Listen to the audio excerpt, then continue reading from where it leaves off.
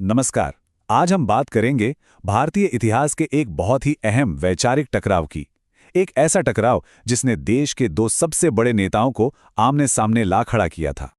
हम समझेंगे कि आखिर कैसे इंसाफ की एक लड़ाई ने डॉक्टर बी.आर. अंबेडकर और महात्मा गांधी को राजनीतिक विरोधी बना दिया था। ये कहानी है भारत के सबसे दबे कुचले समुदायों के भविष्य को लेकर हुए एक गहरे संघर्ष की। देखिए, कमाल की बात यह है कि दोनों ही नेता समाज के सबसे निचले पायदान पर खड़े लोगों की भलाई चाहते थे, लेकिन उनके रास्ते, उनकी सोच एक दूसरे से बिल्कुल अलग थी। और यहीं से एक बड़े टकराव की नींव पड़ी। अब देखिए, दोनों के नजरिए में जमीन आसमान का फर्क था। गांधी जी का मानना था कि हिंदू धर्म के अंदर से मतलब दिलों को बदलकर सुधार लाया जाए। वहीं अंबेडकर का तर्क एकदम साफ था कि नहीं, ये सिस्टम ऐसे नहीं बदलेगा, इसे तो राजनीतिक शक्ति से, कानूनी अधिकारों से जड़ से उखाड़ फेंकना होगा। गांधी जी के लिए छुआछूत एक नैतिक और धार्मिक मुद्दा था, एक पाप। उन्हें लगता था कि अगर ऊंची जातियों का हृदय परिवर्तन हो जाए तो ये समस्या खत्म हो सकती है।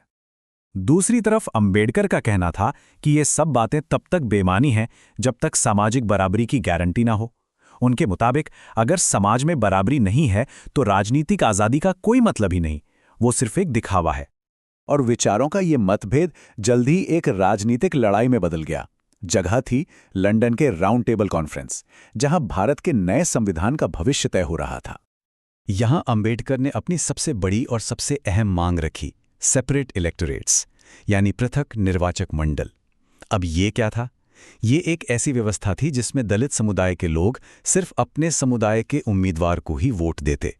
इससे ये पक्का होता कि उनका नेता सिर्फ और सिर्फ उनके प्रति ही जवाबदेह हो। और हुआ ये कि अंबेडकर को एक बहुत बड़ी जीत मिली।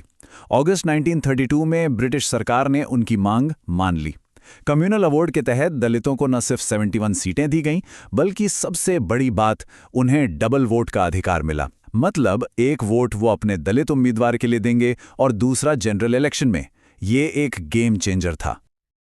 लेकिन इस फैसले ने कहानी में एक जबरदस्त मोड़ ला दिया। गांधी जी की प्रतिक्रिया ने एक ऐसा राजनीतिक और नैतिक संकट खड़ा कर दिया जिसकी किसी ने उम्मीद नहीं की थी।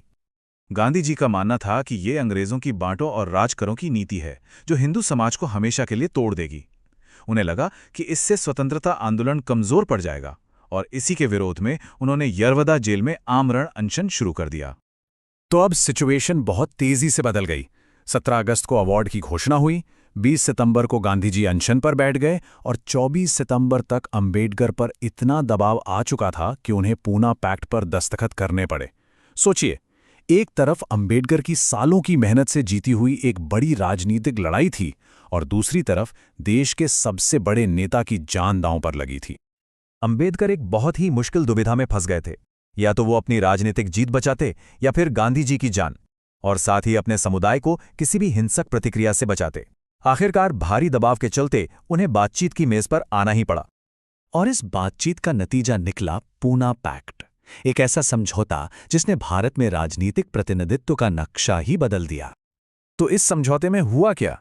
अंबेडकर ने सेपरेट इलेक्टोरेट्स की अपनी सबसे बड़ी मांग छोड़ दी, लेकिन बदले में उन्होंने जॉइंट इलेक्टोरेट सिस्टम के अंदर ही दलितों के लिए कहीं ज्यादा सीटें हासिल कीं।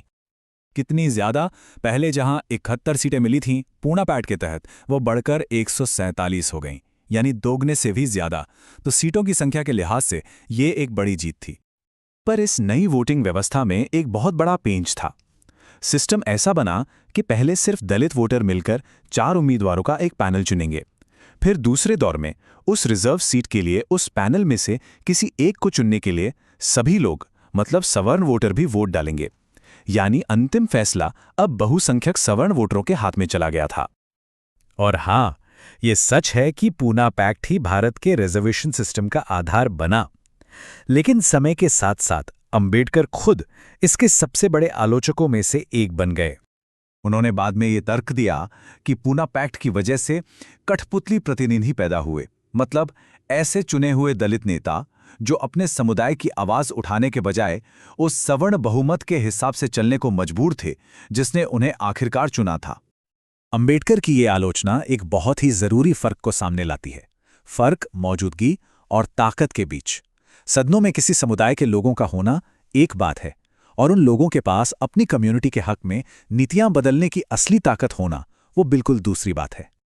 और 1932 के इसी समझौते को बाद में हमारे संविधान में भी जगह मिली। आज जो हम आर्टिकल 330 और 332 के तहत संसद और विधानसभाओं में SC ST के लिए सीटें आरक्षित देखते हैं, उसकी जड़ें सीधे सीधे पूना पैक्ट से ही जुड़ी हैं।